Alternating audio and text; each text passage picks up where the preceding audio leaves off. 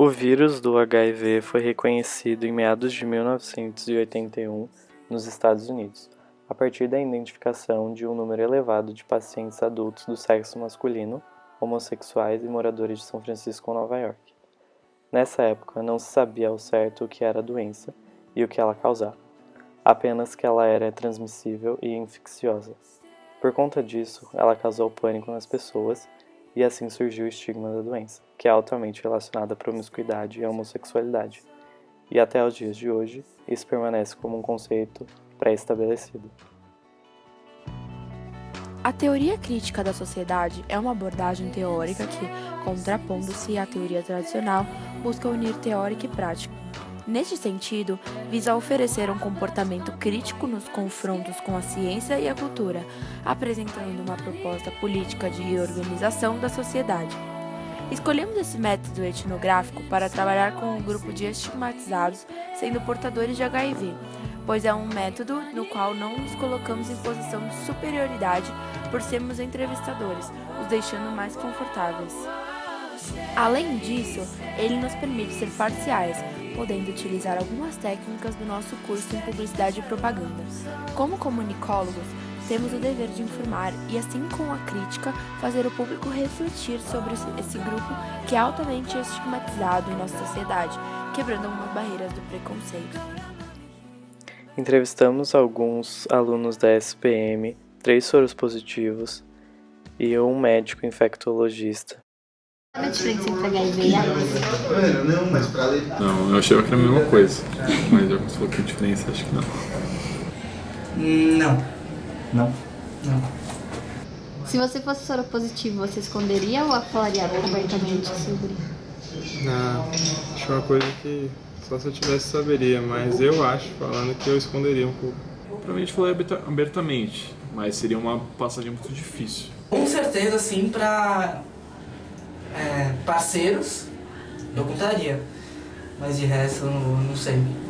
Não sei se eu teria coragem de falar. E por quê? Então, eu acho que eu teria vergonha de mim. Porque assim, não tenho preconceito contra a homossexualidade, qualquer tipo de posição sexual, mas eu sentiria vergonha de mim por algum momento, por algum motivo, ter tido esse escape de não ter me prevenido, sabe? E você já viu, assim, a mídia falando de HIV? Já. Eu acho que não é tão preconceituosa na mídia, assim.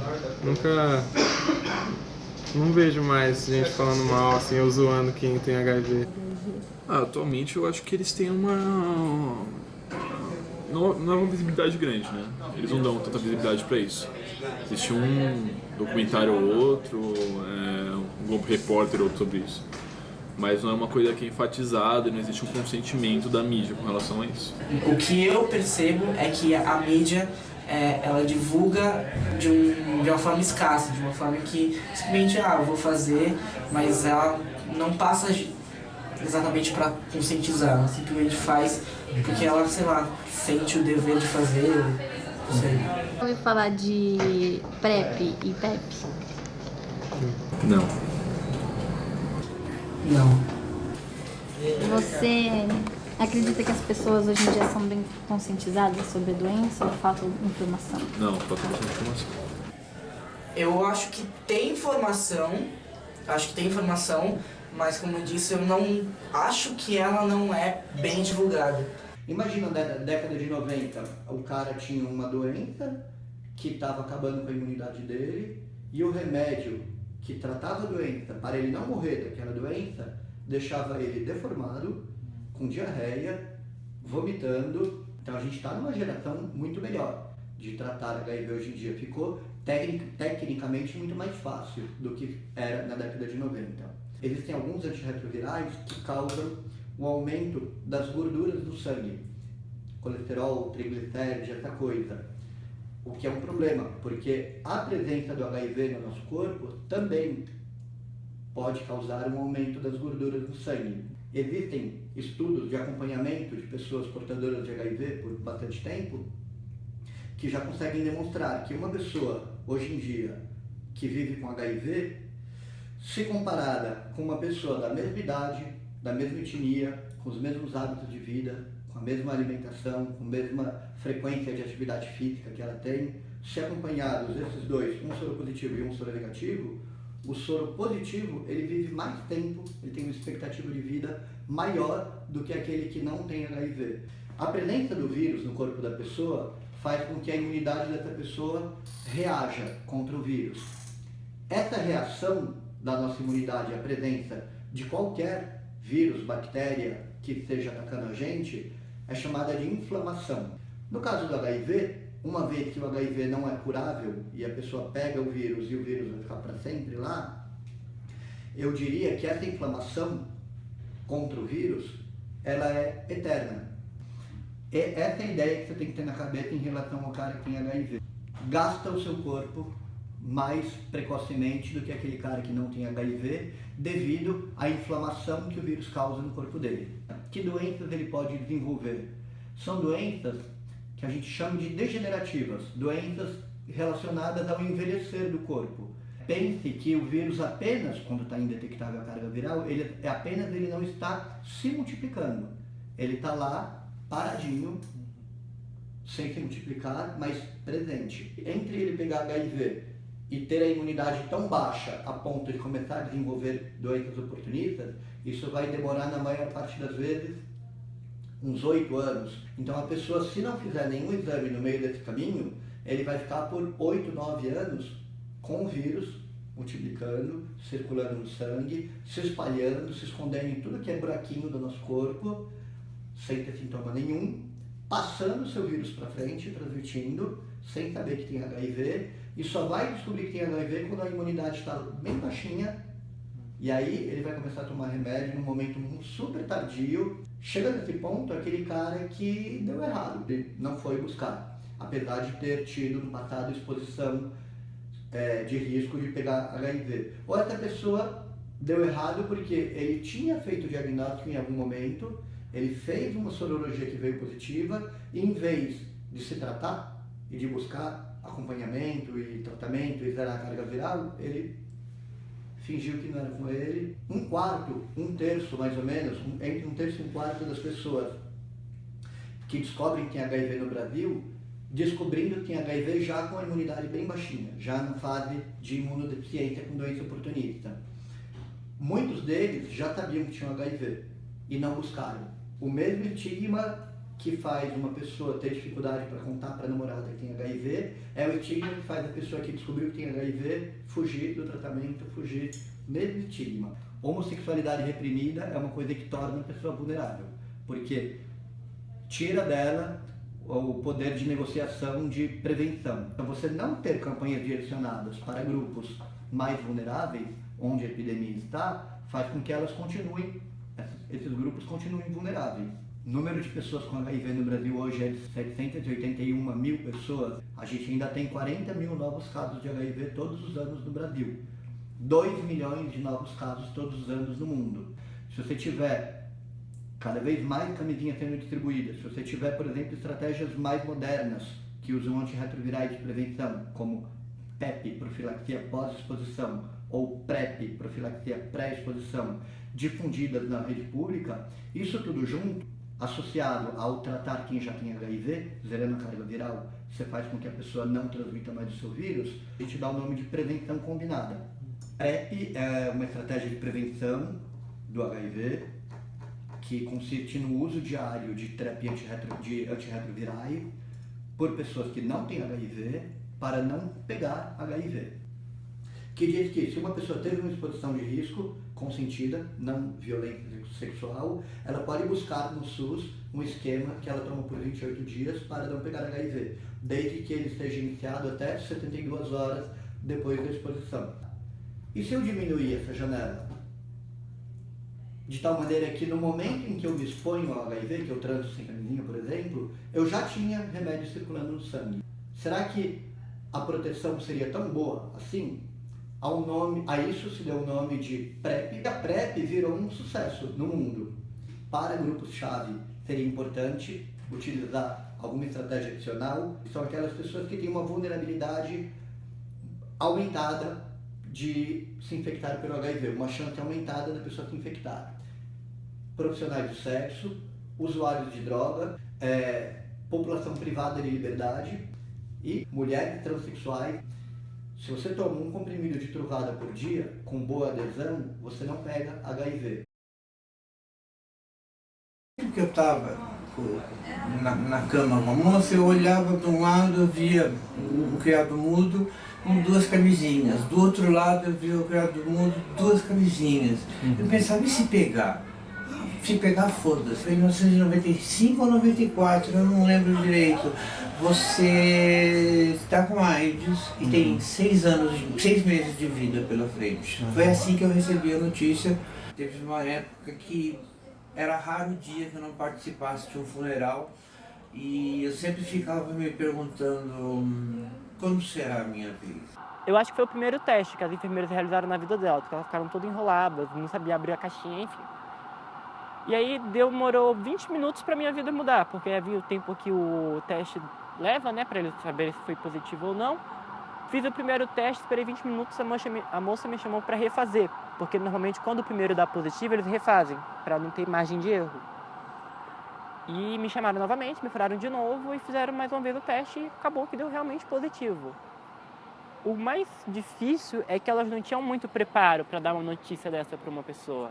Elas me falaram, você é soropositivo, aqui está um lugar onde você vai fazer tratamento e tenha um bom dia. Foi mais ou menos isso.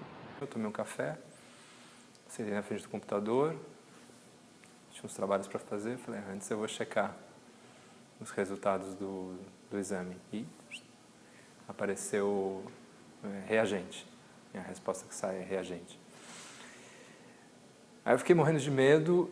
Na hora eu tive provavelmente um acesso de pânico, um choque. Eu não lembro muito bem dos momentos seguintes, nem quanto tempo eles duraram. Fiquei com medo do meu futuro, do que ia acontecer comigo, de como seria meu futuro. Eu já estava imaginando que ia ser uma coisa muito sofrida, muito dolorida.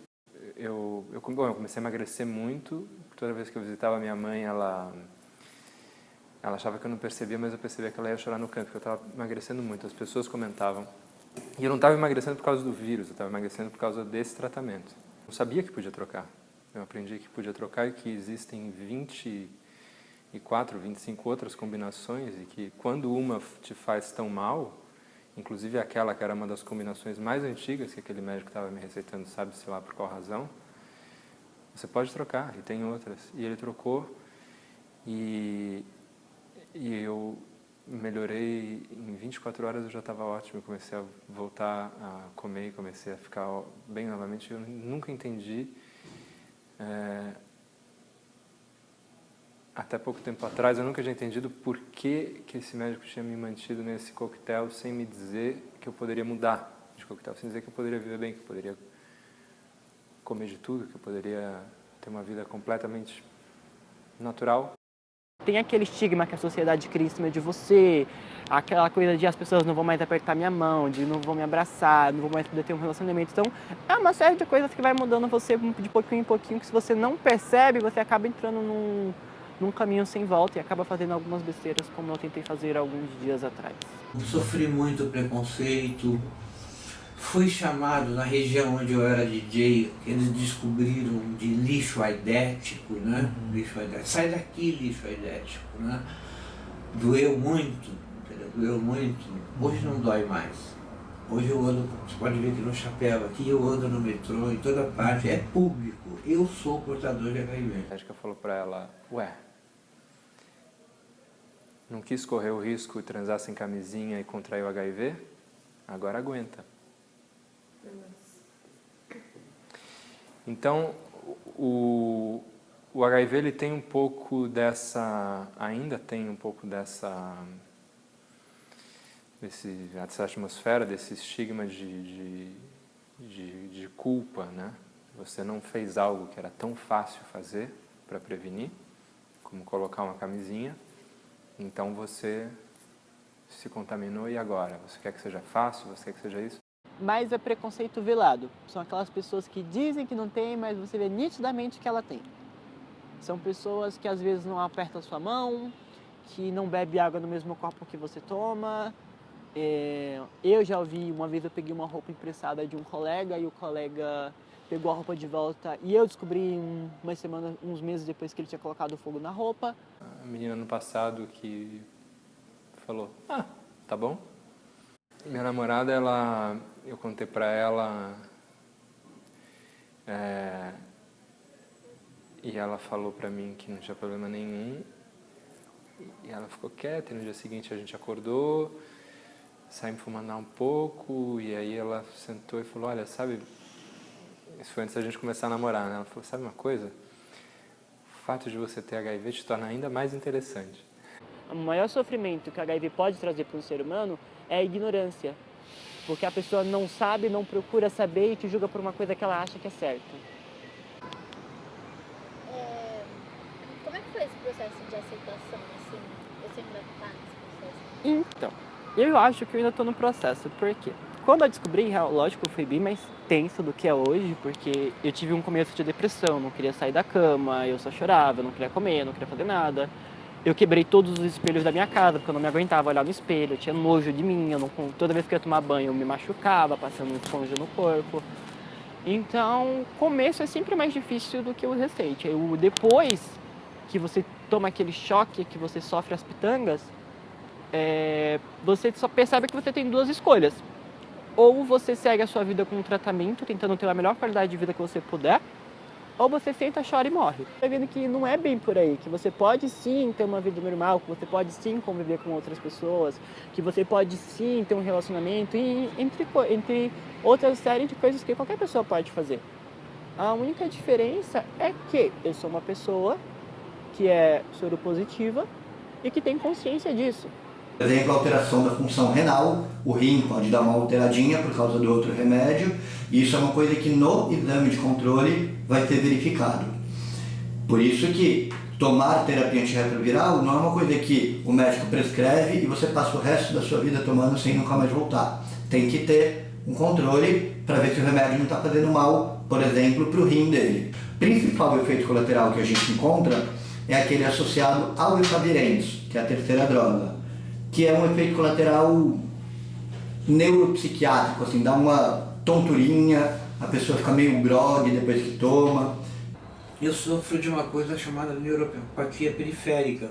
Então, para digitar, só os dois indicadores. Eu não tenho movimentos nesses dedos, entendeu?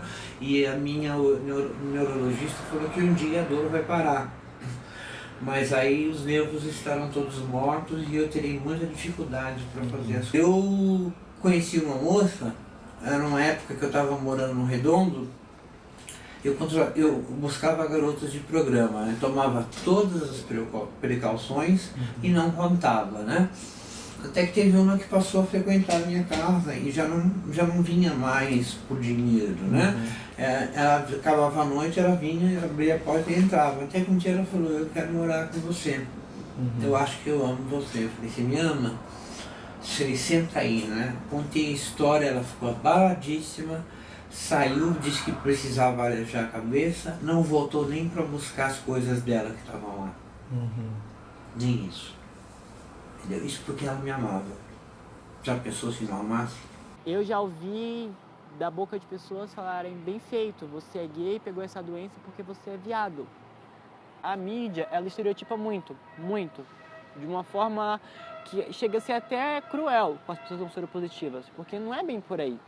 Hoje, você só vê campanhas de prevenção quando é carnaval ou parada gay em São Paulo. Se não é isso, você não vê em absolutamente lugar nenhum. Malhação, foi ano passado, uma ideia completamente absurda de tinha um personagem soropositivo, eu não assisti, eu li a respeito, mas tinha um personagem soropositivo, sei lá, bate a cabeça e não sei o quê, e a menina é colocada em profilaxia. Muito bom para explicar a respeito da possibilidade da profilaxia para as pessoas, mas terrível, porque aquela não era uma maneira dela ter sido contaminada.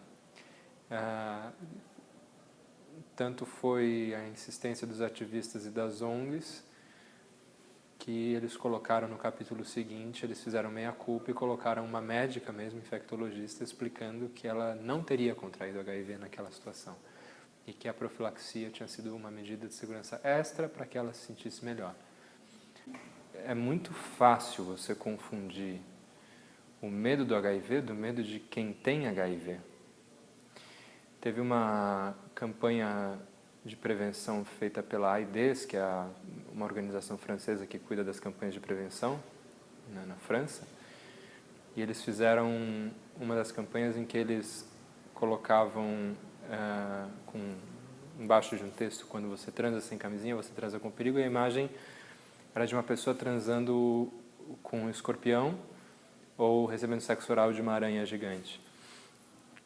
E muita gente adorou, porque falava, nossa, esse é o perigo. O que ninguém reparou é que se naquela propaganda você está sugerindo que a outra pessoa com quem você está fazendo sexo é um animal peçonhento, o animal peçonhento é o soro positivo.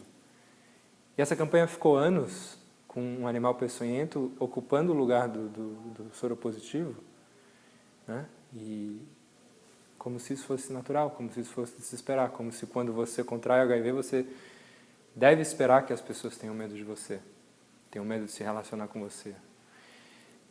E isso acaba, essa ideia de que a prevenção deve ser feita dessa maneira é o que contribui muito com o estigma da doença. Existe sim o imaginário do começo da epidemia, que eu não vi, vocês muito menos, que eram das pessoas morrendo nas macas dos hospitais, magras, cheias de doença, oportunistas. E quantas pessoas não perderam centenas de amigos, milhares de amigos. Mas isso já passou, né? Isso não é mais assim. Hoje você olha para um na rua, um soro positivo ou um soro negativo, você não sabe quem é quem. Aliás, a não transmissibilidade de uma pessoa que tem carga viral indetectável, que é o meu caso e é o caso de 80% dos brasileiros que fazem tratamento antirretroviral, que têm HIV, fazem tratamento antirretroviral. 80% não tem HIV detectável no sangue. E a gente já sabe por vários e vários estudos, mais de 9.000 casais gays e héteros observados no mundo inteiro, que essas pessoas não transmitem HIV. Está na hora de começar a perguntar por que essas pessoas devem contar. Porque é curioso como nesses mesmos estudos,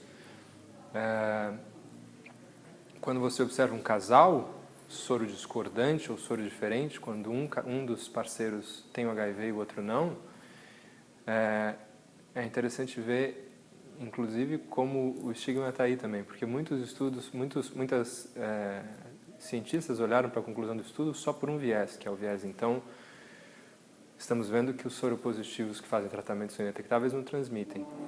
Mas se você tem uma pessoa que não tem HIV e, portanto, não toma os antirretrovirais, e uma pessoa que tem HIV e tem carga viral indetectável, é mais arriscado você se relacionar com um soro negativo, porque essa pessoa pode pular a cerca, contrair o HIV. Logo depois que você contrai o HIV, o que acontece é uma viremia muito alta, onde a pessoa é transmissora logo depois do contágio, e ela transmite para o parceiro dela. Você não vê casais sorodiscordantes em que o parceiro negativo contrai o HIV, mas você vê casais que têm a mesma sorologia negativa em que os dois contraem. Então, em certo sentido, o soro positivo que cuida da saúde, ele é mais seguro do que o parceiro soro negativo. E essa é quase um absurdo científico, e como é que você vai dizer isso para uma sociedade sem colocar todo mundo em pânico? E, por outro lado, né, pensando agora, toda a prevenção sempre foi colocando o pânico com a imagem do soro positivo, né? Então, por que se coloca o pânico na imagem do soro positivo e não se coloca no outro? Não é uma injustiça, né? Eu acho que a PrEP é extremamente útil para as pessoas que têm vários parceiros sexuais, para as pessoas que, por qualquer razão que seja, não se sentem à vontade em usar camisinha, Eu acho que é uma utopia imaginar que numa sociedade você ficar repetindo o que já está sendo repetido há 30 anos da epidemia de HIV. Há 30 anos a gente ouve, há mais de 30 anos, há 35 anos a gente ouve as mesmas campanhas dizendo use camisinha, use camisinha, use camisinha. E as pessoas não usam. Não adianta você culpar as pessoas. Por que você não culpa a propaganda, que será que ela não está sendo eficiente? Você tem 35 anos de uma propaganda que não atrai as pessoas a comprarem o produto ou a usarem bem o produto e você culpa as pessoas? 25% dos soropositivos que são tardiamente diagnosticados, que é o meu caso, fiquei muito tempo, eu não sei quando eu fui infectado, tenho ideia de que foi na faculdade, então cuidado. Mas foi muito tempo depois que eu tive o diagnóstico e comecei o tratamento, né? E hoje o que os médicos sabem e tentam implantar isso nas políticas de saúde pública é que as pessoas tenham a consciência de que fazer o teste logo, iniciar o tratamento logo é a melhor coisa. E atualmente, e provavelmente em virtude dessa crise, eu tenho recebido alguns e-mails sobre postos de saúde e de soropositivos que estão indo em postos de saúde e não tem nenhum remédio. A Rússia, com um governo completamente homofóbico, considerando que essa é uma doença de homossexuais, suspendeu o tratamento para milhares de pessoas. E a epidemia está explodindo, porque todas essas pessoas que não transmitiam o HIV agora são transmissores. Existe um vício enorme da mídia em tratar as pessoas com HIV como coitadinhos, com dó, isso é preconceito. Existe um vício em contar histórias como a do Clube do Carimbo, que é uma história restrita e que não faz sentido nenhum dos jornalistas que cobriram essas notícias, e eu acompanhei todos os artigos que foram publicados a respeito disso, nenhum deles se preocupou em fazer a pergunta mais fundamental: mas então por que como eles estão conseguindo transmitir o HIV? Se eles foram diagnosticados e se fazem parte de um clube do carimbo que quer transmitir, então eles têm que, antes de transmitir, negligenciar o próprio tratamento. Porque se eles furarem a camisinha, o que não deixa de ser antiético, mas se eles furarem a camisinha, imaginando que assim vão transmitir o HIV, o fato é que eles não vão transmitir. Então isso é uma fantasia. Ela é suicida. Por que ela tem esse comportamento suicida? Essa é uma pergunta fundamental que nenhum dos jornalistas fez, por puro preconceito. Uma das coisas que é mais comum entre todos nós é a extrema preocupação que a gente tem em transmitir. A nossa preocupação em relação à não transmissibilidade é uma preocupação porque a gente entende que isso é muito importante, porque se não fosse isso, a opção mais comum e que tinha sido até o desenvolvimento dos antirretrovirais, ela é muitas vezes da autossegregação. Eu estou doente, eu não quero que você seja assim. Muitas pessoas rompem relacionamentos. Você não precisa ficar nisso comigo. Nesse programa do GNT que eu falei para você, a reação que a esposa do rapaz entrevistada também, a esposa, a grávida que estava lá, uma das coisas que ela fala é que assim que ela descobriu que ela tinha HIV, ela já estava se relacionando com ele, a primeira coisa que ela falou foi: vai embora. Isso é natural, acho que é uma coisa instintiva. As pessoas têm menos o preconceito descarado de você tem HIV, vou sentar longe, não ande com ele, cuidado com ele,